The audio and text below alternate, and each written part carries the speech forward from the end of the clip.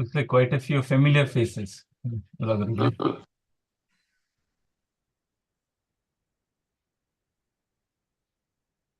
Namaste. Is there anyone in the group who cannot understand Kannada? Except Raju sir. Good.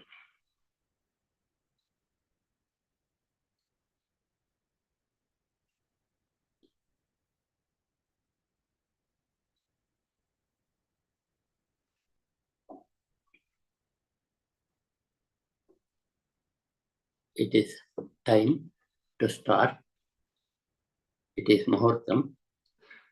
We will say Omkar together because Om is the greatest mantra that this culture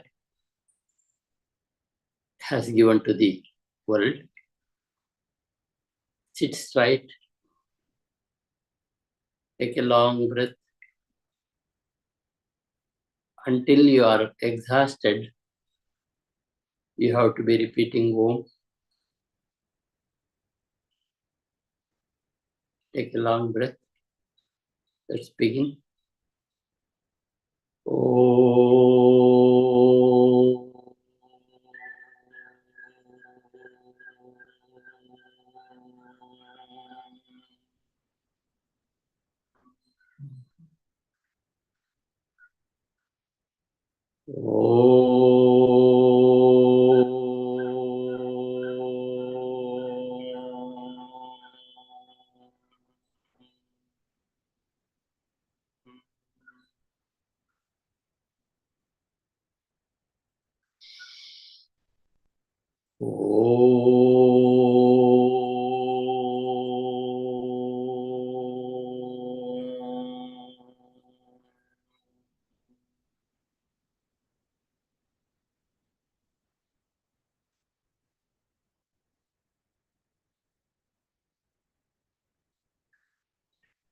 Namaskar.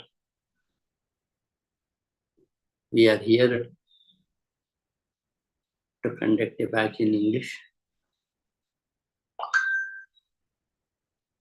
I must admit that my English is not having an American or British accent. I'm an Indian by birth, a villager. It is quite rural accent you have to accept. I think all Indians will be able to catch what I say in the class. First of all, I pray my gurus, which you also need to do. Bhagavad-gita was taught to me by one great professor called Dr. K.B. Ramakrishna Rao in JCBM College, Sringeri. I was reading Gita for some time, but left it later when I got to the influence of U.G. Krishnamurti. After some time, I shifted to Shimoga from my village in 1989.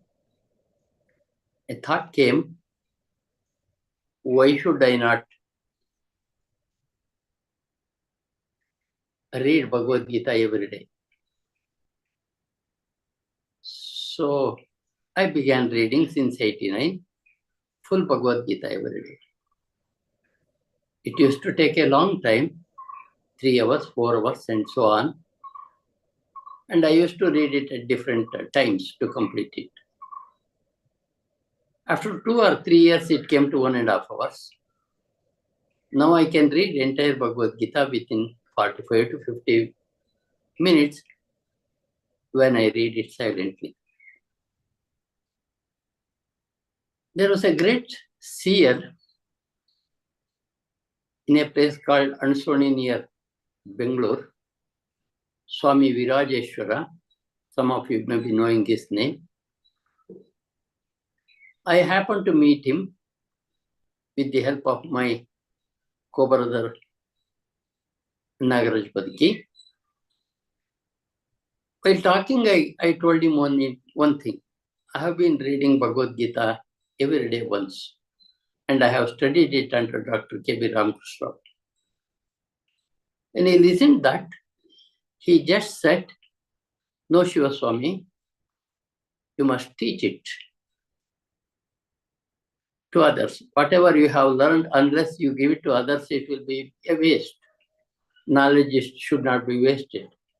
That's what he said. I said, "Who will be learning Bhagavad Gita from me?"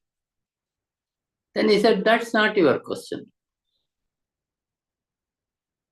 The power of Guru's blessing has a great advantage, which I realized later. After his advice, some people came to me and asked me whether I can conduct Bhagavad Gita classes to them in Shumoga. I agreed. It was in 2008. So the first class went on. 10, 11, or some batches went on in Shumoga, where I used to go to the learner's house. There used to be a group of learners and teach Bhagavad Gita. And another great interesting thing happened in 19. People were asking whether I would be conducting Bhagavad Gita class in the year 1990. Sorry, 2019. I had a proposal to go to America, so I said I will not be conducting Gita class in my house from Vyas Purnima. But fate arranged it so well. COVID came and we could not get out of the house. You all know that. Question of going to America was out of question then. In the meantime, I think he is with us. Nagendra sir, who lives in Seattle, he sent me a request whether I can conduct Bhagavad Gita classes online. I didn't know much about this computer management. My son made all the arrangements required. And the class started. The fun was, I could not go to America, but my class went to America. And now you are sitting in the 29th batch. So classes are going on without a break. So I must prostrate at the feet of Swami Virajeshwara before I begin. Dr. K.B. Ramakrishna Rao, who taught me Bhagavad Gita. You are all in the group. Many of you are repeaters, but some are newcomers. So there is a necessity to tell you how this group is managed. You can see star marks. There are not star marks only in your name. Sorry, let me add that, Gurudev. They are admins, those with star marks. They have learned Bhagavad Gita, and Bhagavad Gita influenced them so much. For years, they have been sitting with us, arranging the new classes, and doing everything required, conducting the group and so on. Say for example, in that group, you can see the name of Murali Krishna, who is in India in Bangalore, Girish, who is in California, Kavita Deshpande, she is again in Bangalore with us, Sri Lakshmi, Shilpa Sharma. There are many others whom you will, Alaka, there are many others whom you will meet in the coming days. In fact, it's not me running the class, they running the class. I want Murali Krishna to tell about the way the classes are conducted and other things associated with the classes and with our beliefs. I hand over to Murali Krishna. Thank you, Gurudev. I think he's being too kind and modest to say he knows little and then the classes are running because of all the others. Really, we all, like he said, are the ones who've been influenced by him and the classes. And so it's just kind of a magnet ever since we came to Bhagavad Gita that we don't want to go away from it. No matter how hard you pull the forces way too high. So if we can do very little to share the happiness that we have obtained after coming to Bhagavad Gita, I think that's the least that we can do. Before I get started on the structure of classes and so on, like Gurugulu said, this is the 28th batch, and all 27 so far had been Kannada batches, and we see a lot of familiar faces. And this is the first English batch that he is conducting. So can we do like a quick show of hands just for awareness sake? How many are you attending for the first time? Um if you have your video, if you can come on video and show your hand, that will be great. Or if you're unable to come on video, you can raise hand on Zoom. Oh, that's a lot of new people. This is great to know. Thank you. And how many of you cannot understand Kannada? Or how many of you can have English as the most preferred language?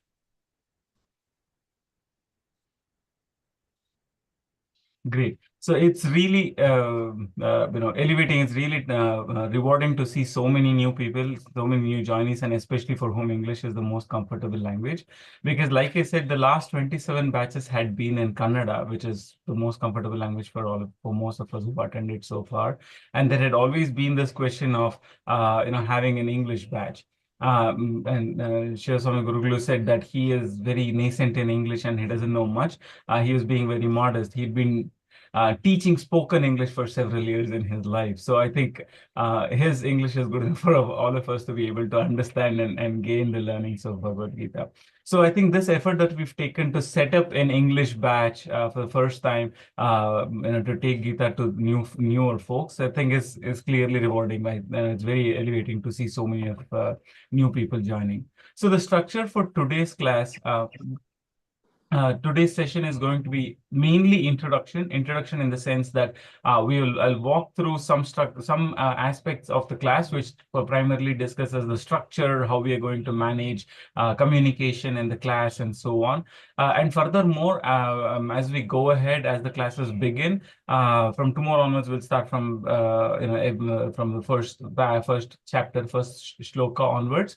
A couple of days later, we're going to have an introduction session where we can have come in people and introduce. The only reason we kind of start first and push the introduction to later is because during these 27 batches, one experience that we have gained is the attendance is a lot more higher during the introductory classes, and after that, natural human tendency, we tend to discontinue a lot of them. So we might as well spend time getting to know those who would actually stay along with us through the entire journey. And we all wish that all of you would stay along with us through the entire journey. And this classes will last for about 3 months. So if I may share my screen, share the entire screen. So, like I said, this is the 28th batch, and we've already started. Today is 3rd of April in India, and for those of you on the western part of the world in US, it's still April 2nd. It's going to start from today. I need give no introduction about Shiva Swami, who's our teacher. He just spoke about himself, and you'll get to know more about him as you go by. One thing that all of us who have attended the class can tell is a lot of the learnings that we gain to see or that we seek to learn from Bhagavad Gita is something that we can see in practice in him. The calmness that he presents, the timeliness that he maintains, and so on, which is what influenced us a whole lot more. If somebody who preaches is practicing what they preach, we will be most influential. That'll be most influential. So the timings of the class, you're already in the class, so I assume that it should be no surprise. It will be at the same time every day. Like I said, one thing that we really appreciate about Shiva Swami Gurugulu is that he's always punctual. The class will on dot start at 6:30 a.m. India time every day, and then we'll go on until 7:30. So it would be for 1 hour. The structure of the class is we'll start with a prayer, like how we did today with an Omkara. And then there is a set of shlokas called Gita Dhyanam. We're going to first recite that. And then the classes, the actual everyday content is going to begin, where he would walk through each one of the shloka of the 700 shlokas. Bhagavad Gita has 700 shlokas. He will walk through each of the shloka, call it out, say it out loud once, and then explain its meaning along with relevant everyday examples where applicable. And then we are going to close off with a Gita Mahatmya shloka. From tomorrow or later today onwards, we'll start looking at each one of them and the meaning of them as well. So there's Gita Mahatmya and Gita Dhyanam, which are two kind of attributions that is given to Bhagavad Gita by those who've read before. I hear that it's written by Madhusudan Madhusudan Saraswati. Thank you, Madhusudan Saraswati. And it explains the importance of Gita and how it benefits us. So we'll use that as a prayer. Further along the class, some of the prayer format is going to change, but we will come to that later. But essentially, the class is going to be sandwiched between two brief prayers, the main content appearing throughout along in the middle, where about more than 55 minutes, 50 to 55 minutes of the class is going to cover each shloka and its meaning. Now, the question arises which book to use, and it's a common question that we always receive. No matter which book that you take of Bhagavad Gita, it should and will have the same 700 shlokas. If it does not have, or if it has something else, then you've picked the wrong Bhagavad Gita. There are indeed a lot of other ill intentions for which people have picked up Bhagavad Gita and tried to translate. But for the course of this classes during these 3 months, Shiva Swami Gurukula will be referring to this book that you have on the screen by Swami Dayananda Saraswati. It has an English translation and a brief one. In the WhatsApp group, we will also share you a link and some details on how you can contact. So in India, we found out that this book is available in Vedanta Book House in Bangalore. So the phone number is on the screen. I can share this in the WhatsApp group also for your reference if you're unable to make a note of it right now. In USA, Vedanta Book House will ship to US as well. You can contact the same person and message him. And alternatively, you can refer to any other book. If you have the same book that Shivaswami Gurukula is referring to, it just helps you to follow along as he speeches, as he teaches, and then make notes. If you do not have this book, or if you're unable to get hold of this, absolutely not a concern. You can follow any book. If you're more comfortable reading the shlokas in any other Indian language or your native language instead of referring to the English text, you can also refer to online sources. There is a website called vignanam.org, Vignam, vignanam.org, where you can find the actual text in, and I think like 14 or 15 Indian languages, the text itself, if you're more comfortable reading in that. You can, of course, indeed take a printout and then keep that for your reference. Having a book helps you make notes. We can show you some of our books where it's we've taken a lot of notes because we want to keep referring back, some examples, where it applies, and so on. At this point, there's also a question that we commonly get: is it okay to write on the Bhagavad Gita book? Can we take notes? Isn't it a very, very pious or very? It's a holy book. Is it okay to scribble notes? We have found in our personal experience that it's absolutely okay. In fact, it is better to write notes than to keep it in the puja room. I'll just give you one example of how it influenced in my personal life. I live in Bangalore right now. And for those of you who know, there's like extreme traffic issues in Bangalore. For me to commute about 13 kilometers to office, it takes 13 hours. There's one shloka, which is my favorite, which says Ashocha Nano Shocha Swam, which I have made a note of. And I used to keep reminding myself about that every day. And then, the way it's influenced me is I cannot influence the Bangalore traffic. I cannot change it. I cannot reduce the traffic. So, I just scribbled in my book that this is something that is applicable to the traffic problems when I'm commuting. It's changed the outlook of my mind. And instead, I look forward to the 2-hour journey where I can make use of it for reading a book and multiple other things. So going back to the point, so it's completely okay to make notes if you want to, and you can use any book that you would want. The class communication will be managed through WhatsApp group. You're all a part of this WhatsApp group. If any of you are not not part of the WhatsApp group, in a moment I'll give you the link and the QR code to join.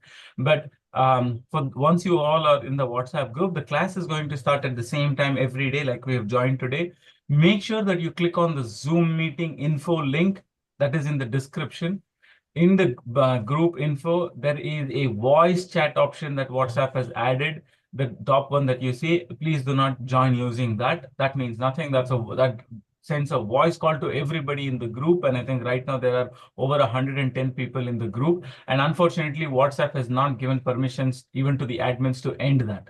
So if you press that button, it just essentially makes a WhatsApp call to the 100+ people in the group, and that's not going to help anyone. Please make sure to join using the Zoom meeting info.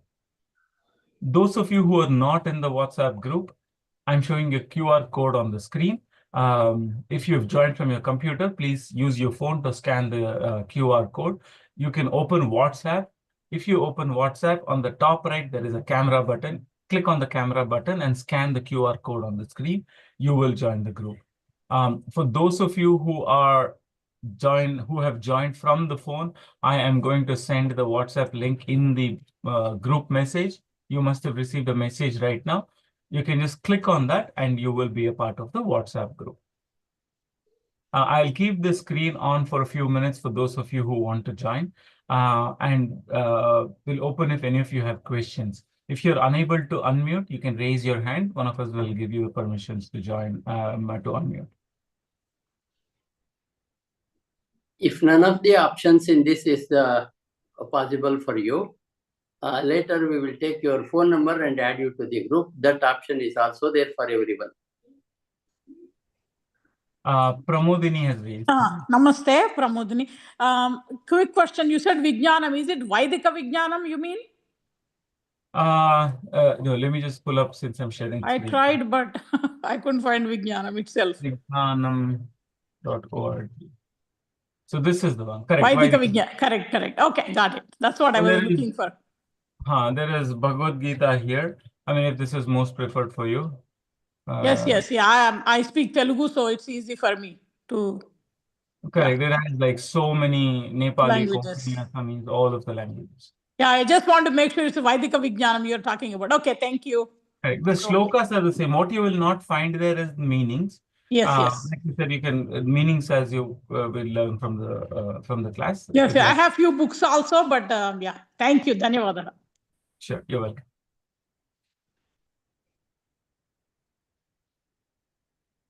If any of you still need the QR code on the screen or let me know. But alternatively, if you're not in the group, you can message any one of these numbers on the screen or raise your hand right now. I'll take your phone number and I will add you to the group as well. We're just giving multiple options because for some of you, this might sound redundant. We are already in the group. Why are they showing the QR code and then giving phone numbers and taking phone numbers? We just want to make sure that nobody gets missed out who are interested. Divya, go ahead. Divya N. Oh, I just raised hand to be added to the WhatsApp group. Sure. Are you able to can you give me a phone number?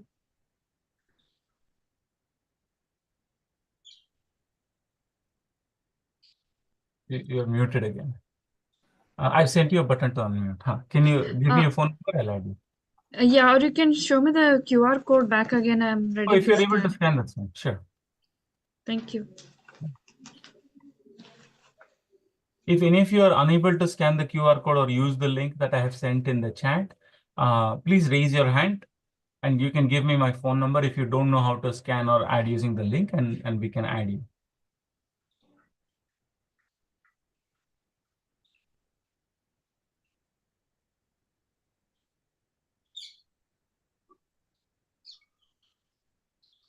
Were you able to scan, Divya?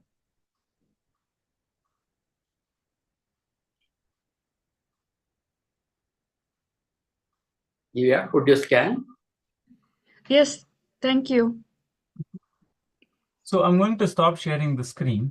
There are a few certain set of questions that we quite often get, what we call as the FAQs. So I am going to walk through them. These are common questions that many people have about the classes.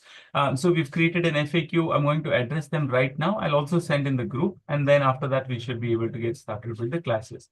But in the meanwhile, if any of you have any questions, please do not hesitate to raise your hand and ask. And it's, although today we are 105 people, there is no restriction of against asking any questions.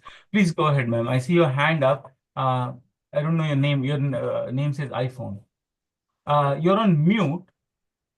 Uh, you're on mute, ma'am. I have sent you a request to unmute. Okay. Huh. Okay, I did it. Yeah. Okay, go ahead. I'll give you my phone number to add me in Yeah. the group. Please. 775-813-3484. I'm And are you in in US. US? US, yeah. Okay. Thank you. Yeah, go ahead. T. Nirmala. You're on mute. You're on mute, ma'am. Please add my number also, sir, in Sure. WhatsApp. Uh-huh. 8008 800 8 uh-huh 496975. 496975. Okay, so is that India number? Yeah, India, Hyderabad. All right. Thank you. Sure, welcome. Okay, so if, like I was saying, if any of you have any questions or want to be added, please feel free to raise your hand. The first common question is on the duration and the structure of the class. Is it always going to be 1 hour? When are going to be the holidays? It's 1 hour. Sarala, go ahead, ma'am. I sent you a button on the screen. It says you should now receive a button that says the host is asking you to unmute. Just say yes.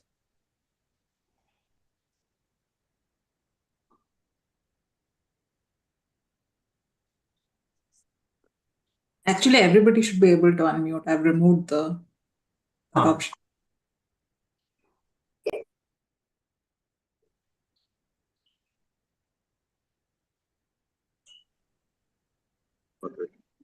Hello. Go ahead, ma'am. Yeah, please join me in this class. Sure, ma'am. What is your number? 9008 Okay. 6 Uh-huh. 22 942. 622 942. Yeah, Sure, I will add you. thank you. All right. So going back, some of the commonly asked questions, what is the structure of the time duration and holidays of the class? The class will always be for 1 hour and weekdays, Monday to Friday, weekdays in India. So I believe for those of you in US, it's going to be from Sunday to Friday. Sunday to Thursday, so it's going to be 2 days off for the classes, and it will always be for the same 1 hour. And sometimes when we want to have chanting or recital, and if there are questions, we might go over a few times, but that would be optional for those who want to listen in. The classes will be off for certain holidays, especially Indian holidays. So if we have any festivals coming, and if there is some events where the larger part of the group who's attending the classes would not be available, like it's a common holiday, long weekend, a festival where most of us are going to be traveling or would not be able to join, those days we'll decide as a group and we will take the day off. But most Indian holidays will be a holiday. There's a common question. If I miss the classes, will the classes be recorded? Historically, we've taken the practice to not to record the classes because this is an interactive class and you will have most benefit if you're attending the classes. We still encourage that. However, we've started to make a slight modification, I understand, from this class onwards. We will have the recording of the class for 24 hours only, for 1 day. We will stream this on YouTube and keep it for 1 day. Why 1 day, you may ask? That's because to drive the discipline in all of us to be able to attend every day. So if the classes are going to be always available in YouTube, we as humans tend to think that, oh, it's anyway going to be there. I'm going to miss today as well. And then another day, and then another day, we'll end up missing the whole classes. And then it becomes knowledge that is in the book, which would not be of use until we gain it, until we get it into ourselves. So if you happen to miss any class, it will be available only for 1 day on YouTube, and then after that it will be gone and it will get purged. So make sure to try and make as much attempt to attend every day, and all of us would definitely benefit from it. The next common question that we receive is, what is the fee and when is the fees due? There is no determined fixed fee for the class. The classes are free to attend. As a token of gratitude, from batch 1, what we have come to practice is at the end of the class, we get together and we offer Guru Dakshina to Shiv Swami in the form of whatever that we are comfortable with. From batch one, the way we started is one of us would take point who can collect on behalf of everyone and then give it out to Guru. So right now, there is no fee that is due. You do not have to pay anything. At the end of the class, if you feel if you've benefited from it, one of us will take initiative to collect on behalf of everyone. You can transfer to them, and we'll usually have ways of, like in India using UPI, or in US if you have like PayPal or Zelle, or whatnot are the options that are available at that point in time. You can contribute. Somebody will collect and then share and then provide and then give it to Guru. No fees as such. Should you know Sanskrit to enroll in these classes? There is no knowledge of Sanskrit that is required. In fact, you will realize as the classes progresses that if you are familiar with any Indian language, then the shlokas, for the most part, will become very easy to understand for you as well. It's in very simple Sanskrit, and most of Indian languages have derived words from Sanskrit, so you will find words that are most familiar to you already. But otherwise, in order to attend these classes, there is zero requirement for knowledge of Sanskrit. So if you do not know, that is absolutely fine. The only requirement for the class is that you be able to understand English, for the only purpose being that's the mode of communication which we cannot escape. And there are no other religious prerequisites. And then if there are any restrictions for men or women, we commonly get, because especially this is classes for adults, can women attend the classes during the course of their periods? There is absolutely no restriction. Gurugula's suggestion and direction has been that if you are comfortable attending those classes, and if you do not feel a sense of remorse or regret or any kind of bad or sinking feeling within you, if you do not feel that, then you're absolutely free to attend. What matters most is the inner peace that you have, and so there is no restrictions. Should you have taken bath before you attend the classes? There is no requirement. Whatever you are comfortable with. Should you be sitting on a chair? Should you be sitting on the floor? All of these questions are the ones that we have faced earlier. There is absolutely no restriction. You could even be walking and listening. It will only probably not be as beneficial for you as against sitting in a place referring to a book. But if one particular way works better for you, that's absolutely fine. There are no religious restrictions. There is no Sanskrit knowledge. There is no pre-qualification that you have to be aware of, except for having the ability to understand English so that you can understand what is being taught. Another common asked question that we get is, what is the age limit? Can I get my kids to sit along with us as well? The content of the course is designed to somebody who has some amount of life experience. The examples, the altitude at which he would explain is something that would be best suited with somebody who's got some amount of life exposure. So that's why we call this the classes for adults. And typically, like age of 15 and higher would be able to get the most benefit from these classes. If you have kids who are younger than 15, you want them to attend, there is no harm in having them sit beside you. But if your intent is to make them sit in the class, they may not have as much benefit. Both of you being together, as in you along with the kid, would benefit both of you. And if you do have kids whom you would want to attend and learn, we have certain classes, other classes for kids younger than 15 as well. We have a kids batch and we have young adults batch that some of our students from Shivaswamy are now teaching. We can share those details as the next course is about to start, and you can have your kids enrolled in that. But this class ideally intends to address content that is best suited for somebody with age 15, 20 or up who's got some life experience. And then we talked about the book as to which you have to refer. These are usually the most common questions. I hope I've covered all of them. Before I hand it back to Guru to get started on the classes, I want to open the floor if any of you have any questions. Do not feel restricted for any kind of questions that you have. We are all classmates. You can all think back to our school days where we had fun, where we were all together. So that's how this is. That also means that let us treat the WhatsApp group as our classroom. Please do not send any forwards, any messages. And typically after the class, some people tend to send joined hands. I don't know if this is a namaskara or a high five that WhatsApp has, like thank you, thumbs up. All of those things are not necessary. We can have that in the class. Only reason being, among 150 thumbs ups, important messages will get lost. So let's treat the WhatsApp group as our classroom and not send any forwards or unnecessary messages. If you have any questions related to the class, they're most welcome. Announcements about the class are most welcome. No forwards. Padmalata, did you have a question? I saw you raising hand. Yeah, could Sure. you add my number? Sure. Please go ahead. 98441 98441 80 uh-huh 959. 959. Okay, I have taken a note. 959. After the class, one of us will add you to the group. Thank you. All right.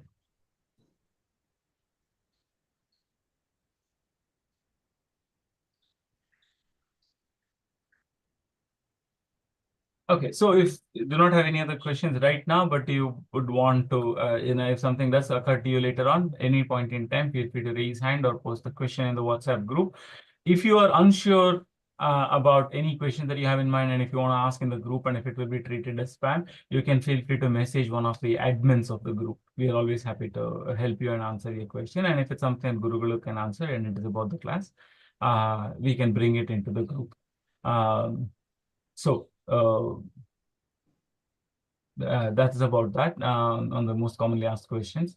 I think we can start, Gurugula. Thank you, Murali.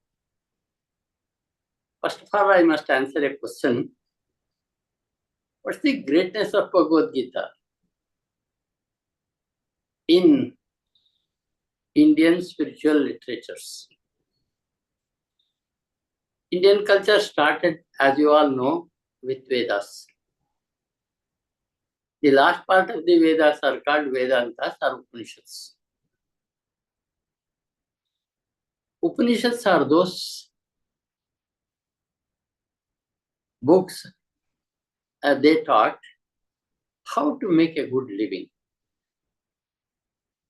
And after that came Brahma Sutra, written by Badarayana. And later, in Bhagavad Gita, there was something very unique. Probably Shankara brought it out from Mahabharata and made it an independent book for us. In the entire Vedic literature, the seers who do meditation say that I saw this truth in my meditation and write the Vedas.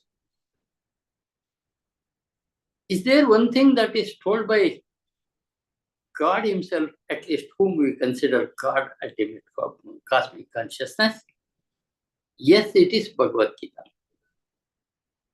In Bhagavad Gita, you get all that is necessary and essential for a man to have a fruitful life, a good living, a good end.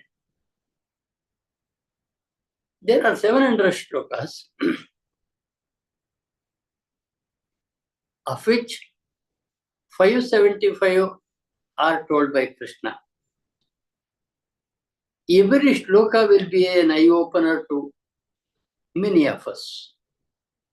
If one shloka becomes a surprising thing for me when I read it and understand it, another will help another person to do it. It depends on our capacity to grasp, I hope. Sorry, is this class saying Dvaita, Advaita, or Vishishta Dvaita? We salute all the three great masters, Shankara, Ramanuja, Madhva. Shankara gave Advaita philosophy. Madhva gave Dvaita philosophy. That is, I am different from cosmic consciousness. I always am separate from cosmic consciousness. And a compromise was struck by Ramanujam in his theory. Vishishtadvaita, he called it. Which of the triad we follow? For this question, my answer is, I salute all the three. We follow Bhagavad Gita as Krishna says it. There are some shlokas where you think Advaita is explained. And some others you think Dvaita is explained, and some others are taken by Ramanuja to explain Vishishtadvaita. Same book. But we consider all of them are equal.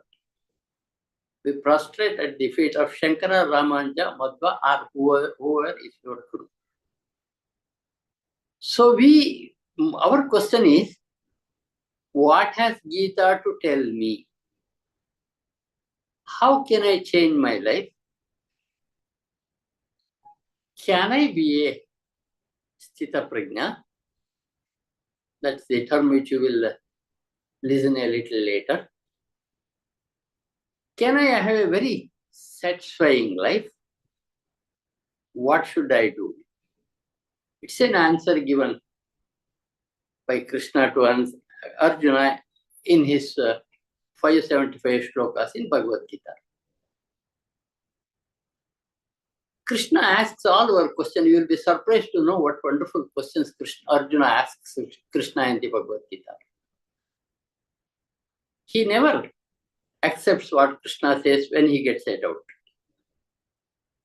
A teacher's job is naturally true that he must see that the student doesn't get doubts. He must explain everything on hand. But always questions remain in the mind of the students that are to be asked and to be clarified. Is there a question and answer session for us in the class? In the beginning of the class, we used to do one thing. Whenever a man or a woman or learner had a question, I had asked them to raise the hand. Immediately, I would stop what I would be doing and ask the question and clarify and go. It became so messy later. Instead of class, we were only having question and answers. So to avoid that, we made an interesting thing. You can note your questions, whatever you get when you listen to Bhagavad Gita. At the end of the class, there is an opportunity to everyone to ask the relevant question associated with the shloka that I have been doing. That's also important. If you ask some shloka of some other Upanishad to answer this in the Bhagavad Gita class, I may just say, I do not know that. I only teach Bhagavad Gita. So that we will have a question and answer session at the end of the class. Murali Krishna has already told you, it is not necessary that you should know Sanskrit to learn Bhagavad Gita. You will see a wonderful thing. Bhagavad Gita is a book that you can also understand.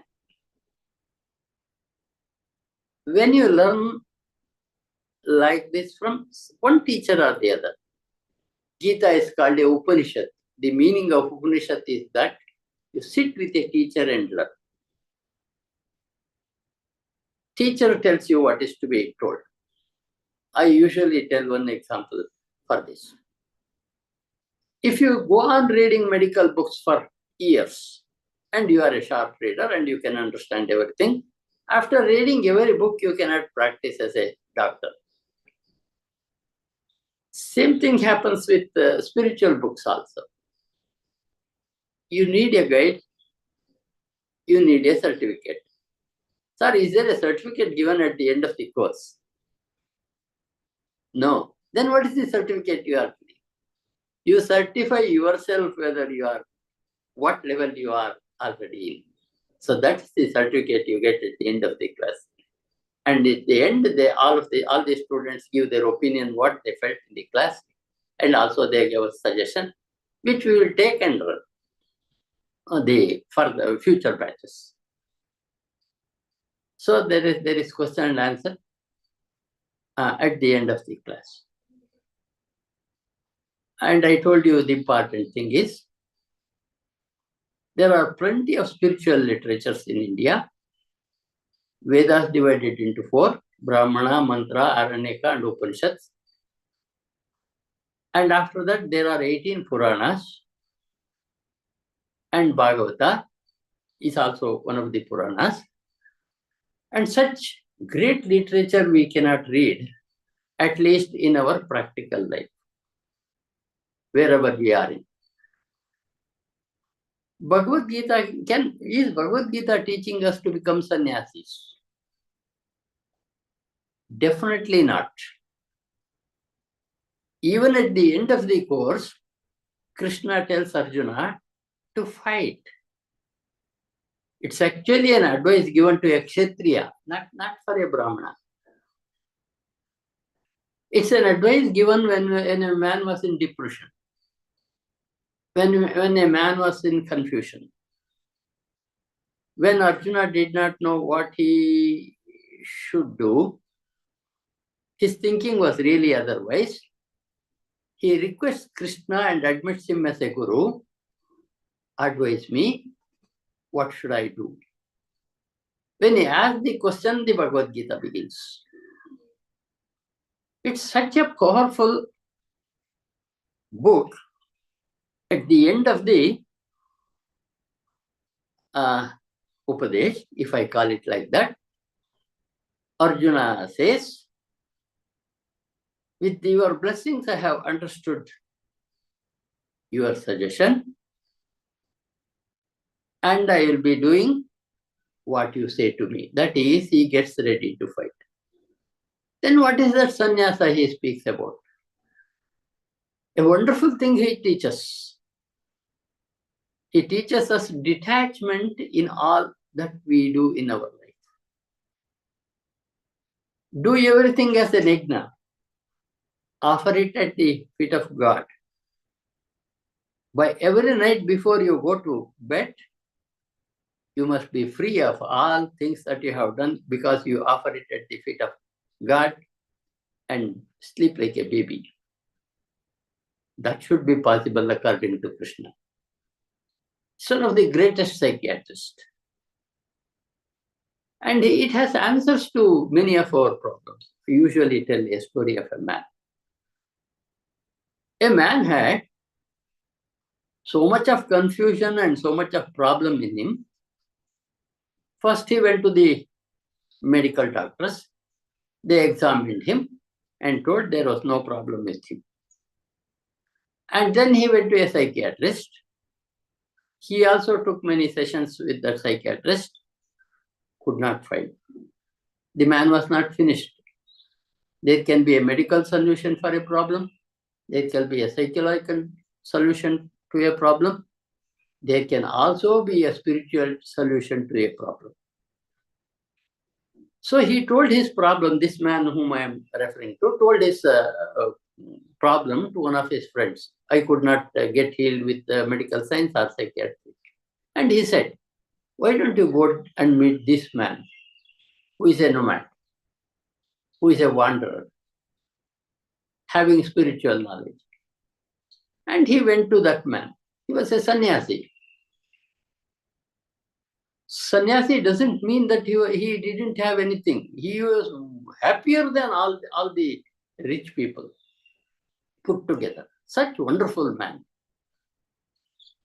He did not search for food. Such food came to him whenever he was hungry by grace of God. That wonderful man.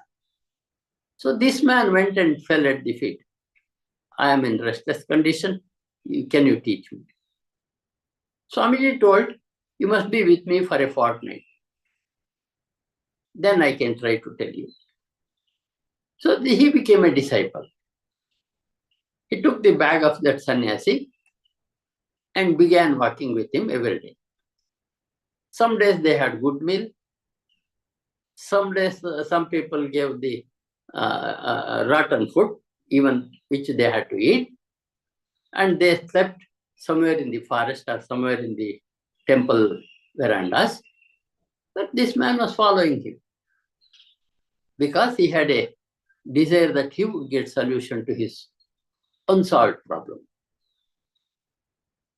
One day, Swamiji and this disciple were walking in a forest. Suddenly, Swamiji dropped his jolge, that's what he called, the bag which he has, and began running. This disciple took the bag of the Swamiji and followed him. Both of them ran as much as they could. Ultimately, the Swamiji hugged a big tree. The disciple did not know what he was doing. Not only he hugged, release me, release me, release me, release me, he began to shout. He was holding the tree and shouting, release me, release me, release me. What is the release? The man could not understand.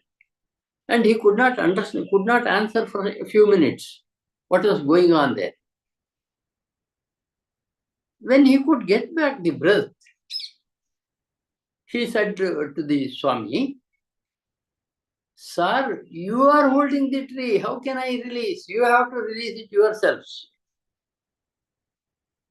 The Swamiji held the tree for some time as if he wouldn't understand what he was saying. And later, he left the tree. The disciple was relieved. Good thing. And then Swamiji asked a question. Did you get the answer to your question? He asked. What are you asking, Swamiji? You held the tree, you left the tree. What is there for me to learn from your act of holding the tree or leaving the tree? Then the Swamiji said, there is a solution for you. I was holding the tree and I did leave the tree. You are also holding to the world and attached so much. It is in your hands, you can release any moment you want. Or will that come in your life? That's one question. At least it could come. Prak Sharira Vimokshana, there is one beautiful shloka which you will learn in the middle of Bhagavadgita. If it could happen before we die, that's a great achievement. Krishna teaches everything that is needed for a man to have a wonderful life. He teaches us meditation. We will learn from him. He teaches an art of how to leave the body when it gets old. He teaches what we should do, what we should not do. He guides you like a mother. That's why we call Gita Mata. When you begin going through the Gita, in a few days, you will see it's your book you had forgotten to go through. One thing which I would like to tell you, there are many of them are repeaters in the screen, on the screen. Repeaters can raise their hands so that others can understand.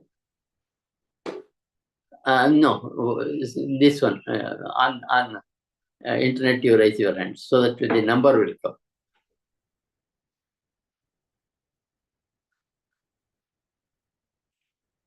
Yeah, there are many of them. Still, there are plenty of them who could not raise the hand.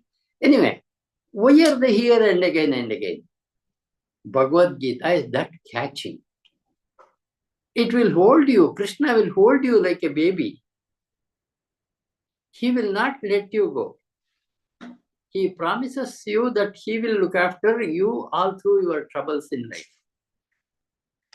And you will also experience that it happens to you also. That wonderful thing is going to come in your life if you sit interestingly. Can we understand Sanskrit? The Bhagavad Gita is that simple, you will understand every shloka, with some exceptions, I also say. Say, for example, one shloka I'll tell you, one or two. Tvameva mata cha pita tvameva. That is the prayer we do. What we said is, you are my father and mother. Tvameva mata. When you know the word mata, you understand. You are my mother. You are telling to Krishna. Tvameva mata cha pita tvameva. You are my father too. Tvameva bandhuscha. You are all my relatives. It is nothing but your expression. Sakat tvameva. All my friends are nothing but your expressions. Tvameva vidya. We have got an ego that we have learned a lot of things and we have been doing such wonderful life. It came because of the grace of God to you to have a wonderful life, a financially great life. So he says, I am Vidya in everyone. Dravinam, your money power is nothing but God's. Tvameva Vidya Dravinam Tvameva. And ultimately we say, Tvameva Sarvam Mama Deva Deva. You are everything for me, oh my God. What was difficult in it to understand that? Let me tell you one more shloka, one of the greatest you will realize later, which you will have heard when you recited Vishnu Sahasranama at places. Ananyas chintayanto mam ye janah paryupasate tesham nityabhiyuktanam yoga kshemam vahamya. Ananyas chintayanto mam. He who remembers me every time. Mam dhyayanto upasate. Remembering me makes a life. Makes his meditation, makes his prayer and so on. Tesham nityabhiyuktanam. Such persons who are devoted to me always, yoga kshemam vahamyam. I look after him. You will give the responsibility to God to look after you. So in the same manner, throughout Bhagavad Gita, 1 or 2 readings required that will help you understand each shloka and make you a proud Hindu. We call ourselves Hindus. Is Bhagavad Gita only for Brahmins? No. It was not taught to a Brahmin, it was taught to a Kshatriya. Krishna says, according to Krishna, there are 4 kinds of jobs, at least when Bhagavad Gita was taught. One intellectual job, another physical job of protecting a country, Kshatriya, another agriculture and cattle farming, and another labor class. Krishna says all of them have moksha in Bhagavad Gita. Nowhere else you can see that. So it is to all who are willing to understand, who are willing to come, get peace of mind, get a wonderful life. In fact, to get associated with Krishna every day in your life. I usually say one thing. You go to temple to see some God? No. But when you come to Bhagavad Gita, your favorite God will come to your house. You are with him and he is with you. That experience you will get. So this is what is going to happen. I think I have told enough. It's getting time to close the class. Murli, do you have anything to add? Murli, Shilpa, Nagendra, whoever is there. No, I think you've covered everything that people need to know. For the repeaters, I think there's nothing new indeed, Gurugle. For those who are attending first time, for those who are attending, who are very new to Bhagavad Gita as well, I think what you've covered should be a nice primer.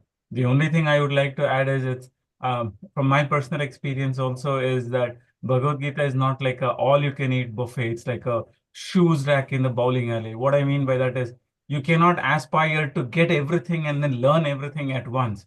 This is one class for which all of us would happily want to be a repeater. In school and college, we never wanted to be a repeater. We didn't want to attend the same classes again. But this is one thing that you would find that you would want to attend again and again. And if you feel that it's good, in a sense, a way of progression is the need to attend it again and again and being a repeater in this batch.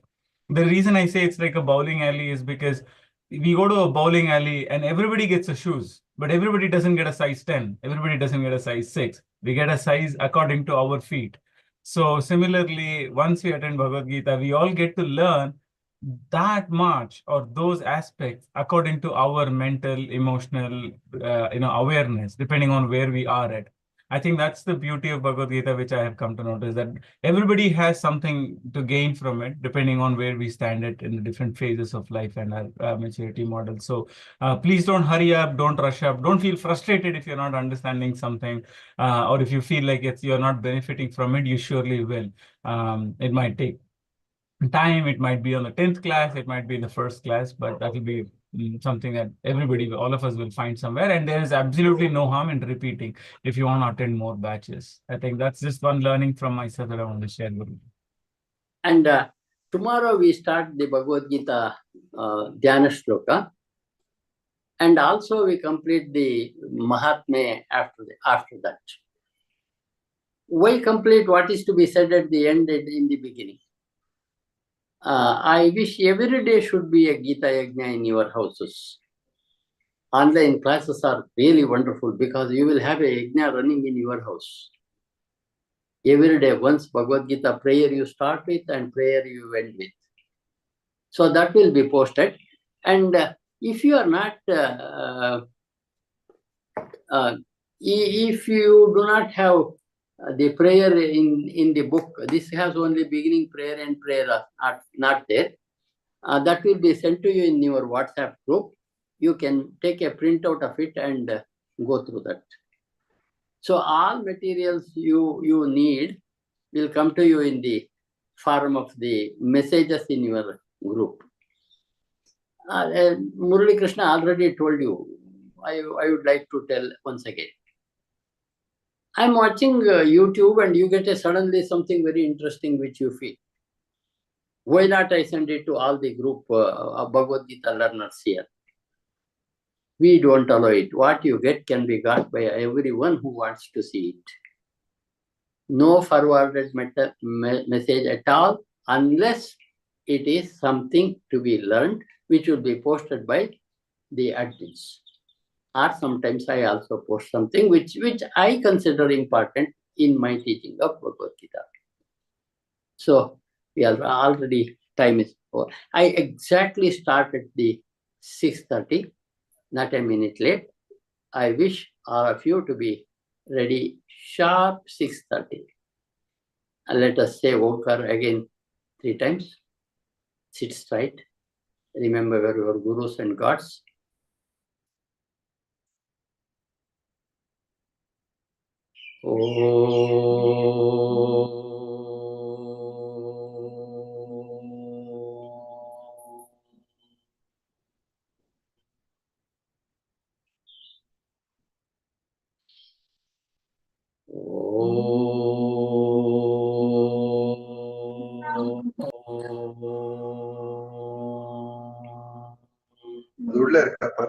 அதான் பார்த்தேன் 2 வாட்டி பார்த்தேன்